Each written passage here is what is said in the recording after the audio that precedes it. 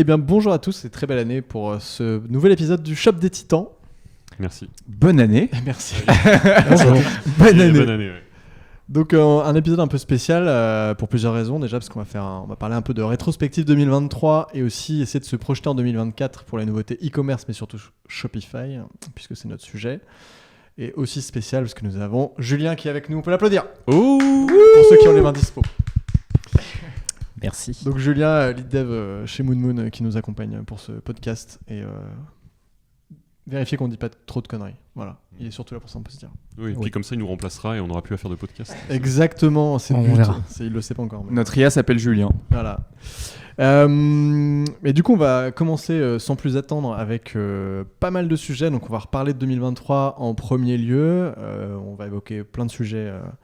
On va les lister et on va aussi essayer d'expliquer pour les principaux ce qui a été marquant sur 2023. Je te propose, Ben, de commencer parce que tu avais une belle liste que tu voulais nous faire. Donc, tu vas pouvoir commencer. On va limiter du coup à un sujet par personne, ça me va plutôt bien là-dessus. Alors, dis-nous ce qui t'a marqué. Ouais, moi 2023, ça va reprendre beaucoup de sujets que j'ai déjà évoqués lors du podcast. Pour moi, l'un des faits les plus marquants, c'est vraiment l'activation justement des marchés. La partie internationale de Shopify qui, initialement, comme on en parlait tout à l'heure, n'était disponible que pour les comptes Shopify Plus. Shopify s'est très vite rendu compte de l'intérêt de cette fonctionnalité pour en fait tous les e-commerçants. Et on le voit, nous notamment, on développe quasiment pour tous nos clients maintenant cette logique de marché. Donc pour rappel, le marché, c'est le fait de pouvoir avoir des indicateurs de vente, de visite, etc. en fonction des pays acheteurs sur votre site et plein de petits paramétrages dessus comme pouvoir géolocaliser les acheteurs sur le début, les orienter sur le bon site, et du coup créer des vraies versions du site pour toutes les langues, tout ça dans le même back-office. Et ça, c'est top en effet, parce qu'on en discutait avant le podcast de ce sujet-là. Surtout que ça a été un gros changement par rapport à ce que proposait Shopify Plus, qui était un peu le passage obligé quasiment il y a encore quelques mois, quelques années pour faire de l'international quasiment.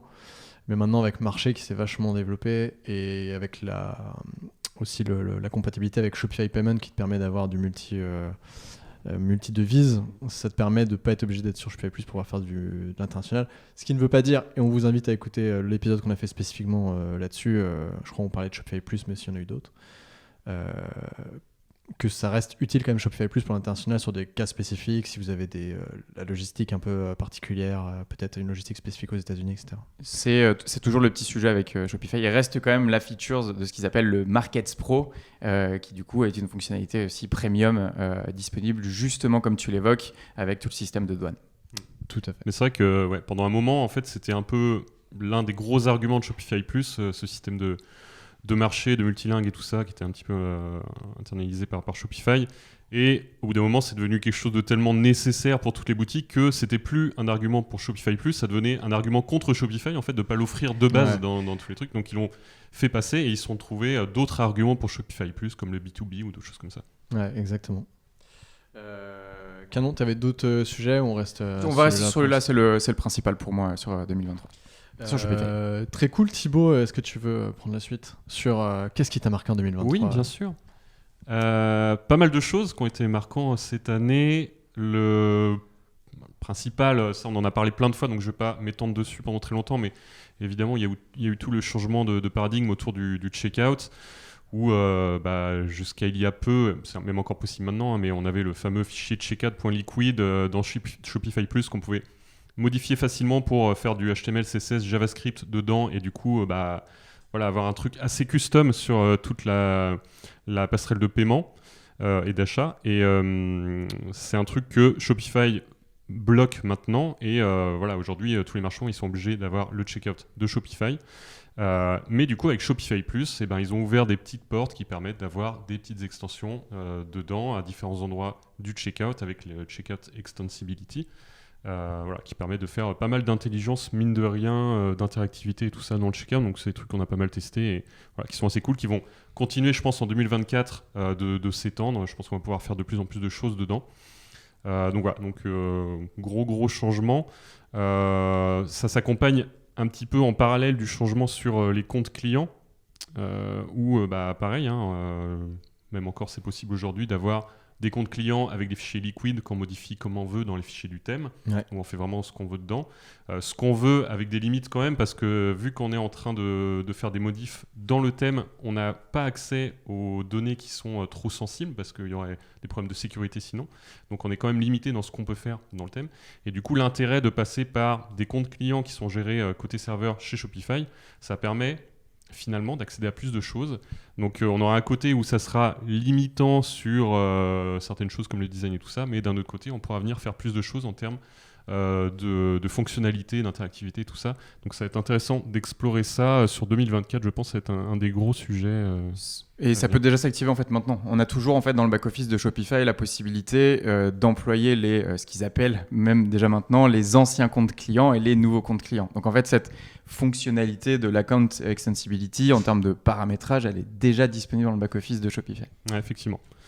Voilà, donc ça, ce n'était pas mon sujet. Je triche un peu. Belle intro. Ouais, mais alors du coup, moi je voulais parler des bundles, qui est une des grosses nouveautés aussi qui est arrivée chez Shopify cette année. Quand ils l'ont annoncé, on était assez excités chez Moon de pouvoir enfin gérer ça de façon native avec Shopify et de ne pas passer par une app voilà, qui est parfois pas méga simple à intégrer pour faire vraiment ce qu'on veut en termes de visuel, de fonctionnalité et tout ça. Donc très content d'avoir ça nativement. On l'a mis en place et testé chez plusieurs de nos clients.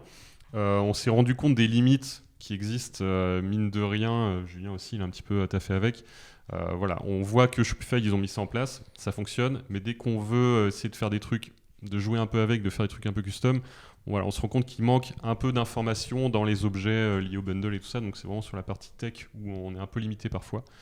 Mais voilà, on sait que c'est des choses qui vont arriver, donc on attend les nouveautés par rapport à ça sur 2024 pour être un peu plus libre dans ce qu'on fait. Ouais, il y a aussi notamment encore actuellement des petits problèmes de compatibilité avec certains systèmes d'abonnement. Donc il y a des limitations. Recharge notamment. Voilà, et c'est ça que j'avais en tête, nommer. tout à fait. Pour le nommer. Donc ouais, ça c'est en effet, Julien, on l'évoquait avant de faire l'enregistrement du podcast, c'est aussi un de tes points sur 2024. Là, je prends un peu le relais. Tu voulais parler d'un autre sujet, mais tu avais évoqué notamment le fait que tu attendais aussi que Bundle évolue aussi pas mal là-dessus, quoi. Ouais, ça a été un premier pas quand même important et qui nous a permis, nous, de nous faire la main sur cette gestion de produits un peu spécifiques. Maintenant, ce qui manque, c'est un peu c'est la souplesse qu'on trouve à d'autres endroits de Shopify qui nous manque parce que c'est un premier jet, c'est la première, c'est la V1 du bundle version Shopify. Du coup, il est amené à évoluer vers tout ce que Thibaut et toi t'as dit au niveau personnalisation, quoi. Ouais, exactement. Donc voilà, hâte de voir ça, quoi.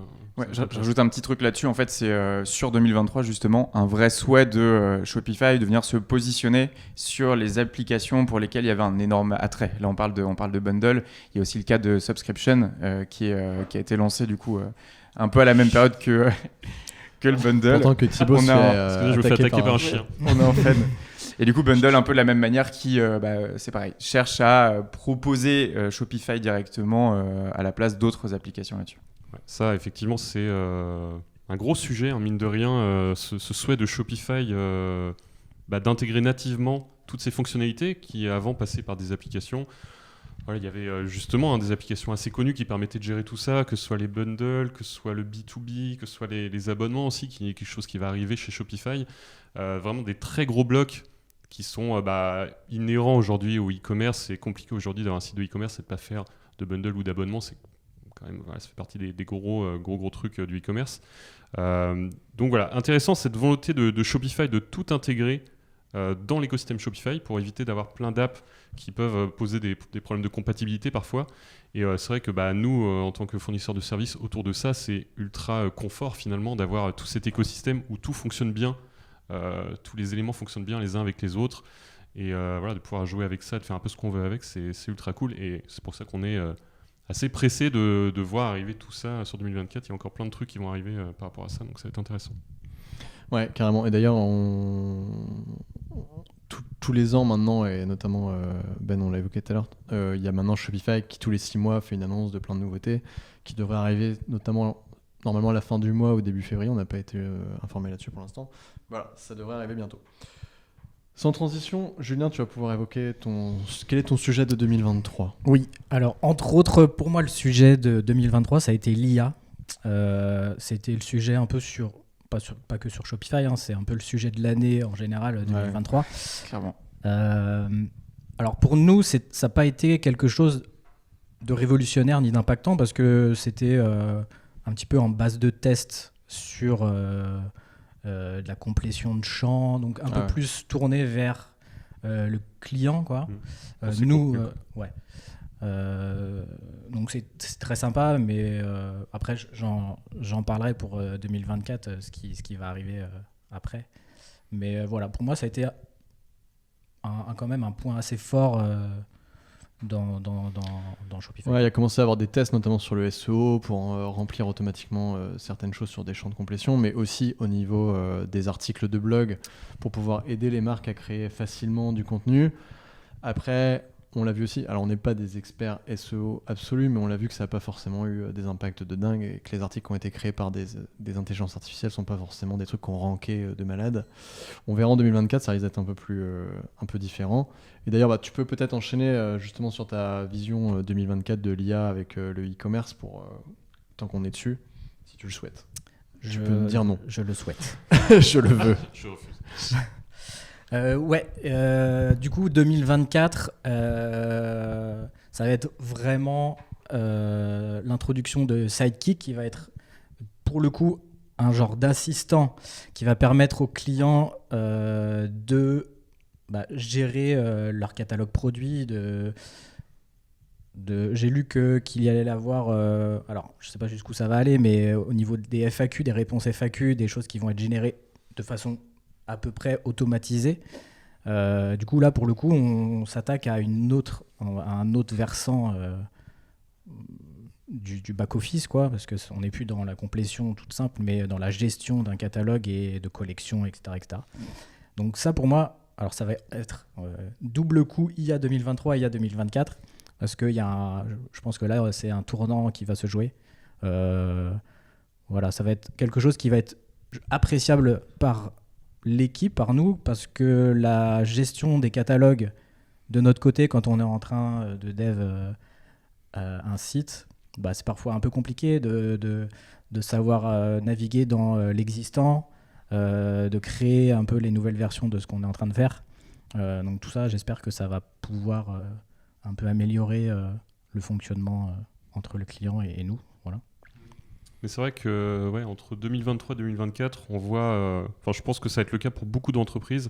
2023, ça a été vraiment le moment où plein d'entreprises se sont positionnées sur l'IA sans forcément savoir exactement ce qu'ils allaient en faire. Mais en tout cas, ils ont testé plein de trucs et ils voulaient montrer aux gens que eux aussi faisaient de l'IA. Et ça a été le cas de Shopify. Il n'y a pas eu de révolution de dingue au niveau IA sur Shopify, mais il y a eu des trucs qui prouvent que c'est quand même un gros sujet chez eux.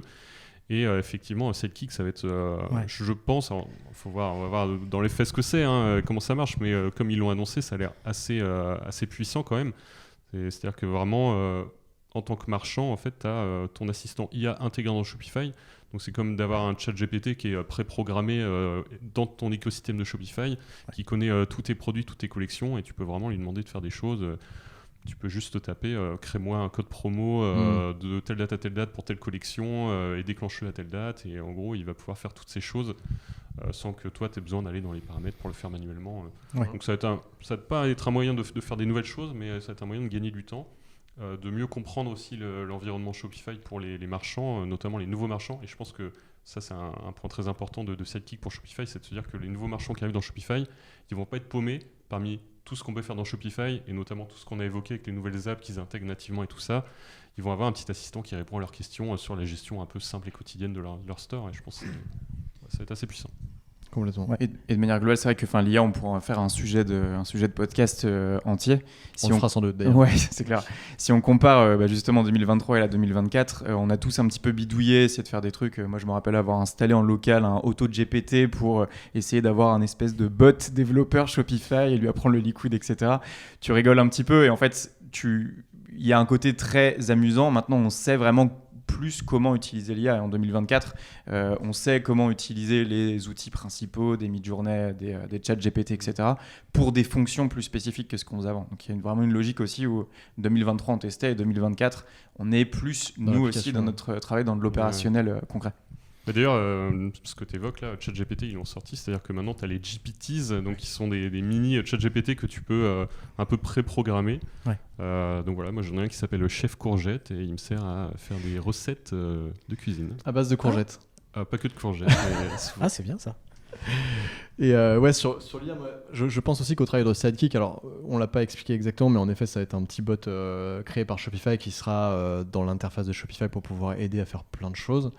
Mais moi, ce que j'attends le plus de ça, c'est aussi la partie. Alors moi, c'est plus mon côté en fait analytique, mais justement l'analytics des données, parce qu'aujourd'hui, même si on a pas mal de choses qui sont mises en place dans l'analytics de Shopify, les clients soit ne vont pas diguer dedans pour essayer de trouver des informations. Et des fois, on ne peut pas obtenir toujours tout ce qu'on veut. C'est pour ça notamment qu'il y a quelque chose de spécifique sur Shopify Plus qui est Shopify QL qui permet de créer des bases de données et des graphiques un peu spécifiques. Mais c'est pas toujours simple de le prendre en main parce qu'il y a quand même une mini part de code. Je mets des grosses guillemets, mais ça se fait quand même. Donc si tu peux lui demander des choses et qu'il te sort automatiquement des graphiques en fonction de ce que tu lui as demandé, franchement, ça serait vraiment un changement assez intéressant. Mais ça, c'est spécifique à toutes les solutions de tracking, je trouve. Si tu prends justement GA4 ou Google Analytics, tu te retrouves sur cet écran. Si tu n'es pas habitué à utiliser ce truc-là, tu es paumé, tu ne sais pas quel indicateur tu peux prendre. Et c'est vrai que moi, c'est ce qui m'avait marqué chez Sidekick, c'est cette possibilité de dire « Ok, sors-moi les 10 dernières ventes pour les clients qui habitent dans telle région, qui ont acheté tel type de produit. » Et ça te sort justement le report direct sans avoir besoin d'ajouter les différents tags dedans, quoi. Ouais, c'est vrai que ça, c'est une grosse révolution de l'IA finalement, c'est que ça change complètement tout le truc de l'interface homme-machine où jusqu'à présent on devait toujours réfléchir à une interface qui soit facile à comprendre en termes d'UX et de plus en plus on va juste pouvoir avoir un champ de texte où on tape ce qu'on veut et l'IA va comprendre et nous sortir ce qu'on veut et on n'aura pas besoin de venir trifouiller dans des menus et des machins pour réussir à sortir notre rapport effectivement. Et c'est vrai que c'est un très bon exemple Analytics parce que ça peut être un peu galère et un peu intimidant parfois aussi, je pense. Cool. Moi aussi, je me fais attaquer par le chien. Oui. Vous allez voir le chien Georges, qui est le chien de Julien. On vous le présente puisque vous allez le voir souvent à la caméra. D'habitude, il est sage. Il est tout le temps sage. C'est juste que là, il s'ennuie, je pense. Du coup, j'en profite pour faire mon sujet. Ça va être très rapide. Ben l'a évoqué. Moi, c'était plutôt la partie B2B. En effet, je trouve que Shopify B2B a été un moyen. Je me fais lécher par le chien. Il adore ton sujet. Il adore le sujet. Shopify B2B a été vraiment un moyen en 2023, je trouve, d'aller chercher de l'upsell de façon un peu facile. Je mets des grosses guillemets parce qu'il y a quand même un peu de taf à faire à la fois sur la partie de développement du site B2B, etc. Mais il y a quand même des outils assez simples qui permettent d'aller assez vite dessus. Donc si tu es sur Shopify Plus, tu avais quand même intérêt à créer un Shopify B2B. Ça sera le cas toujours en 2024. Mais voilà, moi c'était mon sujet. Et puis grosse satisfaction de l'avoir mis aussi chez des clients, chez pas mal de clients, avec un retour qui a l'air plutôt cool. Donc voilà, si vous entendez ça, que vous êtes sur Shopify Plus ou vous hésitez à aller sur Shopify Plus, franchement installez-le, ça vous coûtera rien factuellement vu que c'est inclus dans Shopify Plus. Et vous pouvez juste gagner des ventes automatisées sans être obligé d'avoir tout un pipe de leads. Il faut répondre à des mails, etc. Là, vous faites des ventes en direct avec des pricing spécifiques, donc c'est cool. Je me permets d'enchaîner sur 2024 du coup sur mon sujet comme ça. Après, eh bien, vas-y. Je pourrais me taire et gérer le chien. Moi j'avais aussi le sujet un peu IA. Je ne vais pas replonger dedans à fond, mais moi c'était plutôt le sujet SEO et IA. Qu'est-ce qui va se passer en 2024 sur la partie SEO? Parce qu'on se rend bien compte que les recherches de Google demain seront différentes avec SGE pour ce Search Generative. J'ai oublié ce que ça voulait dire. Engine, merci. Engine, et qui va vraiment changer la façon de faire des recherches et aussi de ressortir des articles ou des pages pertinentes. Donc ça, on le sait pas. Et ce matin, ça a été annoncé. Alors évidemment, quand vous écouterez ça, ce sera une semaine avant. Mais Google a annoncé le fait que maintenant, les métadescriptions seront plus forcément prises en compte dans la pertinence du rankage des pages. C'est un premier pas, mais ça va être de plus en plus comme ça. Donc voilà, le traitement en tout cas de ces pages de contenu va être différent. Et après, très rapidement, j'avais la partie, je pense que le CRO, qui était déjà un sujet de 2023, va continuer à l'être de plus en plus en 2024. parce que voilà, les publicités sont toujours chères. Le SEO, justement, qu'est-ce que ça va donner? On ne sait pas trop, donc on a quand même intérêt à optimiser au maximum le parcours de son site. Voilà, c'était déjà un sujet 2023, mais voilà. Et après, je pense qu'il y a un sujet logistique aussi de plus en plus qui est adressé avec des acteurs qui sortent, qui sont hyper intéressants, comme Shippingbo ou d'autres acteurs comme SendCloud. Voilà, bref, il y en a plein. Mais en tout cas, ça va être un vrai sujet pour essayer d'optimiser aussi ses coûts et cette satisfaction client notamment sur la partie retail, parce que Shopify pousse aussi de plus en plus la partie POS. C'est pas Ben qui va me contredire. Et donc, en effet, cette partie logistique va être ultra intéressante sur les commandes qui vont partir sur des commandes qui sont récupérées en magasin et d'autres qui seront prises sur le store. On a l'impression que je dis ça, c'est un truc qui date d'il y a déjà 4 ans, mais en fait, c'était pas encore ultra bien pensé sur Shopify et c'est en train d'arriver à la fois avec Shopify qui capte que c'est un sujet important pour aller chercher des grosses marques qui ont 200, 300, 400 magasins dans un pays ou dans le monde, mais aussi au travers de leur application POS et de la logistique, quoi. Donc voilà. Est-ce que c'est pas l'année des acronymes 2024? SEO, SGE, ouais, POS. Je suis désolé. Envoyez-moi mettez un commentaire sur la vidéo pour qu'on vous explique ce que ça veut dire. Ça, c'est pour faire du reach YouTube. Tout sous-titré. Je veux bien prendre la suite par rapport à ça, parce que je pense que nos sujets sont assez liés. En fait, j'ai l'impression que 2024, Google annonce énormément d'évolutions sur sa structure. Donc, tu l'évoquais avec la notion du SGE. Ils mettent aussi un énorme coup sur la gestion des cookies. C'est en test là du coup depuis le 4 janvier donc sur Google Chrome. Donc ils le testent avec une partie justement des utilisateurs du navigateur. C'est également le cas d'autres navigateurs qui sont de base un peu plus sécures sur les cookies comme Brave ou autres. Globalement, les navigateurs vont maintenant petit à petit bloquer d'entrée directement tous les scripts additionnels, donc tous les cookies qui peuvent être présents sur le site. Donc moi, mon sujet vraiment 2024, ça va être ça. Ça va être justement la fin du cookie et justement le début d'un tracking un peu nouveau. Donc le cookie, c'est ce qu'on appelle un tracking client-side. On vient dire sur le site que telle information est envoyée à Google ou à Facebook. Là où du coup la bonne manière d'apprendre des sujets pour éviter de se faire bloquer là-dedans, c'est le server-side, où du coup en fait c'est un serveur de l'entité cliente du site qui elle vient gérer la remontée d'informations pour ensuite la redispatcher là-dessus.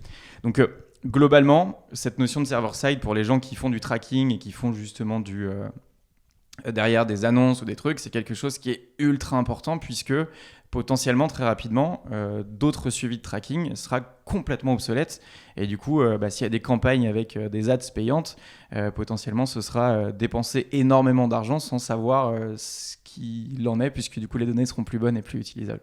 C'est très triste quand tu dis c'est la fin des cookies. C'est la fin du la fête est finie, quoi.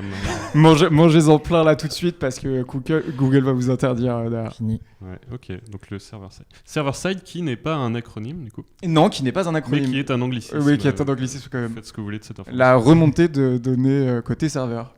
Complètement. Est-ce que Thibaut, tu voulais évoquer ton sujet 2024? Tu l'as peut-être déjà fait. Exactement. Exactement, je ne me souvenais plus. J'ai fait 2 en 1. Enfin, oui. Surtout que j'ai fait 2 ou 3 sujets en plus. Donc. Ouais, c'est ça. Non, écoutez, je pense qu'on a fait le tour. Est-ce qu'il y avait des choses que vous vouliez rajouter sur les sujets qu'on a évoqués? Je sens que Julien, tu voulais dire quelque chose. Non, voilà. non, on a fait. Non, ce serait répété. Non, je pense qu'on a fait un peu le tour des gros points. Évidemment, il y a plein d'autres sujets. On n'a pas tout évoqué là, mais on en reparlera sans doute sur d'autres podcasts. Ben évoquait le fait de faire un podcast spécifique sur l'IA. Je pense qu'en effet, on le fera un de ces 4. On va attendre de voir un peu les applications. On va pas le faire voir ce qui arrive. Tout de suite. Ouais. De toute façon, nous, on va aussi creuser le sujet de notre côté aussi dev. La partie SEO aussi qu'on a évoquée. On va faire un podcast spécifique SEO avec une personne qui connaît très bien le SEO. J'aime bien quand tu fais des annonces je comme ne dis pas qui c'est, mais vous verrez. Et puis voilà, et écoutez, on se retrouve dans quelques semaines pour le prochain épisode. Et puis à très vite. Merci messieurs. Avec plaisir. Merci beaucoup. Salut. Merci. Ciao. Ciao.